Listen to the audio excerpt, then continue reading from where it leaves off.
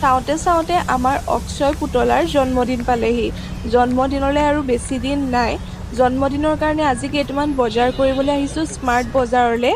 আৰু হাজবেণ্ডে সময় পাওঁতেই ভাবিলোঁ বজাৰকেইটা কৰি লওঁ। আৰু কি কি কৰোঁ কি কি নকৰোঁ জন্মদিনৰ কাৰণে সকলোখিনি আপোনালোকক দেখুৱাম বাৰু।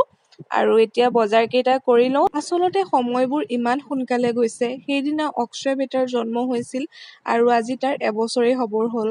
কেতিয়াবা এনেকুৱা লাগে ভাবি থাকিলে যেন সময়বোৰ আমি ধৰি ৰাখিব পৰা হ'লে, কিন্তু সেয়াটো কেতিয়াও সম্ভৱ নহয়।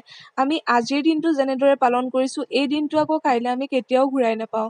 সেইকাৰণে যিটো দিন আমি পাওঁ সেই প্ৰতিটো দিনেই আমি এনেকৈ জীয়াই থাকিব লাগে যাতে আমি খুব ভালদৰে থাকিব পাৰোঁ সুখ শান্তিৰে, সৰু সৰু কথাতে ঠেহ নালাগি, অভিমান নকৰি আমি হাঁহি ফূৰ্তিৰে দিনবোৰ পাৰ কৰিব লাগে। কাৰণ এবাৰ যোৱা দিনটো আকৌ আমি কেতিয়াও ঘূৰাই নাপাওঁ। বাৰু যি কি নহওক ঘৰ আহি পালোহি আৰু এই